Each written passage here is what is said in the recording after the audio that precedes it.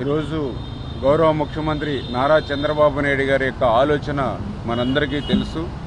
ఎక్కడ జలం ఉంటే అక్కడ జనం ఉంటారు, నాగరికతలకు కూడా ఎక్కడ నీరుంటే అక్కడే అభివృద్ధి చెందాయనేటువంటి సత్యం ఏదైతే ఉందో దాన్ని ఆచరణలో చూపించేటువంటి విధంగా ఆ రోజు ఎన్టీ రామారావు గారి దగ్గర నుంచి ఈరోజు చంద్రబాబు నాయుడు గారి వరకు ఆంధ్రప్రదేశ్ రాష్ట్రంలో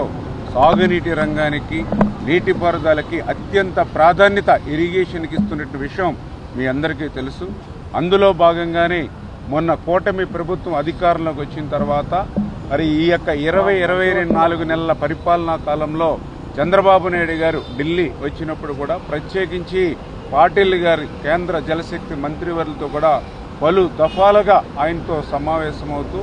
ఆంధ్రప్రదేశ్ రాష్ట్రంలో సాగునీటి రంగానికి మరింత ఊతమిచ్చేటువంటి విధంగా కేంద్ర సహాయ సహకారాలను ఎప్పటికప్పుడు అభ్యర్థిస్తూ అందులో భాగంగానే ఈరోజు కూడా కేంద్ర జలశక్తి మరి పాటిల్ గారితో చంద్రబాబు నాయుడు గారు కూడా ఒక మంచి వాతావరణంలో ఈ యొక్క ఆంధ్రప్రదేశ్ రాష్ట్రం వైపు నుంచి ఏవైతే ఈ యొక్క నీటిపారుదలకు సంబంధించినటువంటి విషయాలు ఉన్నాయో వాటన్నిటిపైన కూడా మంచి వాతావరణంలో కూలంకషంగా చర్చించడం జరిగింది. అందులో ప్రధానంగా పోలవరం ప్రాజెక్టు ఆంధ్రప్రదేశ్ రాష్ట్రాన్ని భవిష్యత్తులో ఒక కరువు రహిత రాష్ట్రంగా మార్చేటువంటి జాతీయ ప్రాజెక్టు పోలవరం ప్రాజెక్టు కేంద్రం అందిస్తున్నటువంటి సహకారానికి ధన్యవాదాలు తెలియజేసుకుంటూ ఏదైతే కేంద్రం అదేవిధంగా బీపీఏ, సిడబ్ల్యూసి నిర్దేశించినటువంటి కాలం 2027 జూన్ కల్లా పోలవరాన్ని పూర్తి చేస్తామనే విషయాన్ని కూడా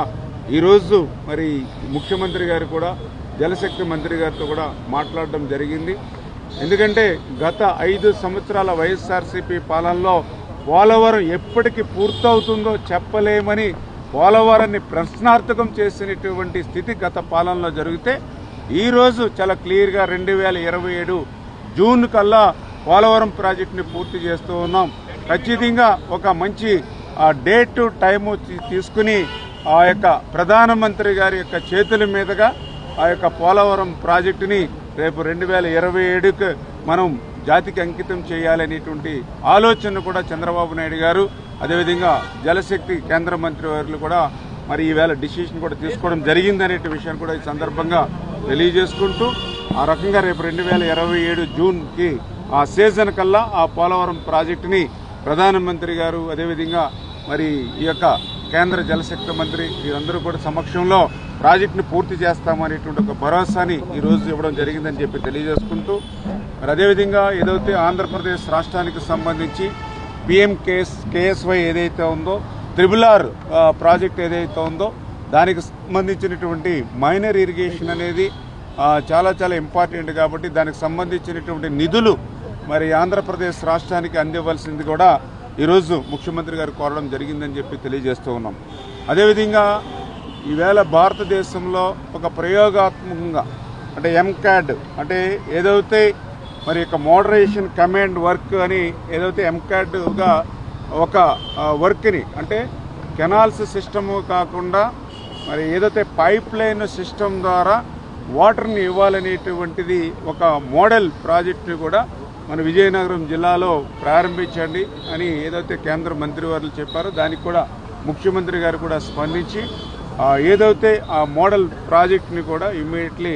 చేపడతాము అని కూడా ఈరోజు మాట్లాడటం జరిగిందని చెప్పి సందర్భంగా తెలియజేసుకుంటూ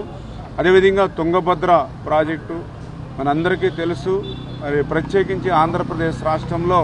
రాయలసీమకు కూడా తుంగభద్ర అనేది చాలా ఒక వరప్రసాదంగా ఉంటుంది. అటువంటి తుంగభద్రకు సంబంధించినటువంటి గేట్లన్నీ కూడా ప్రమాదభరితంగా ఉంటే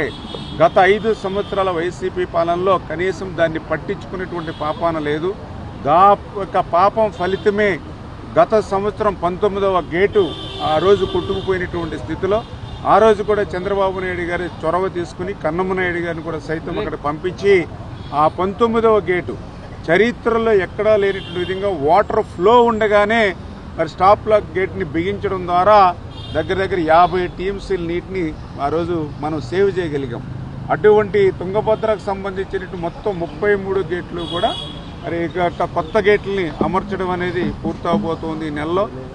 ఆ పూర్తయిన వెంటనే మరి ఏదైతే కేంద్ర జలశక్తి మంత్రి గారు అదేవిధంగా అటు కర్ణాటక ఇటు ఆంధ్రప్రదేశ్ రాష్ట్ర ముఖ్యమంత్రులు అందరూ కూడా ఆ యొక్క గేట్స్కి సంబంధించిన కొత్త గేట్ల ప్రారంభోత్సవానికి కూడా మరి ఒక డేట్ను కూడా ఫిక్స్ చేసుకుని ఆ యొక్క ప్రారంభిద్దాము అనేటువంటి విషయాన్ని కూడా ఈరోజు చర్చించడం కూడా జరిగిందని చెప్పి కూడా మీ ద్వారా తెలియజేసుకుంటూ,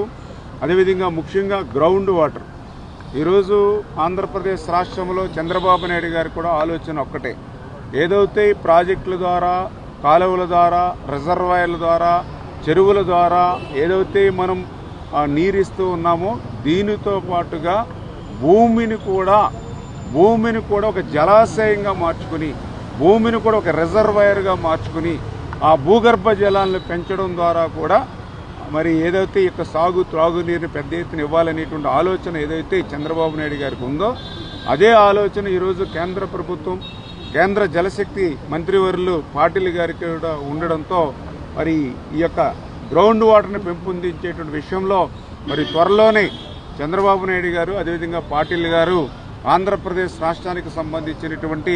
ఈ యొక్క కలెక్టర్స్ అందరితోటి కూడా ఒక కాన్ఫరెన్స్ తీసుకుని ఈ గ్రౌండ్ వాటర్ని పెంపొందించేటువంటి విధంగా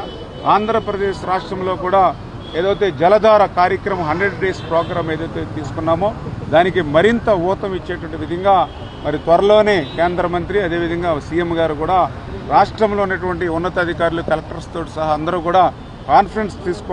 తీసుకుందామని చెప్పి కూడా నిర్ణయం తీసుకోవడం జరిగిందని చెప్పేసి కూడా ఈ సందర్భంగా మీ ద్వారా కూడా తెలియజేసుకుంటూ, అదేవిధంగా ఇంటర్లింకింగ్ ఆఫ్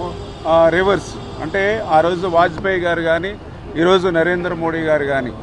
భారతదేశంలో ఉన్నటువంటి నదుల్ని అనుసంధానం చేయడం ద్వారా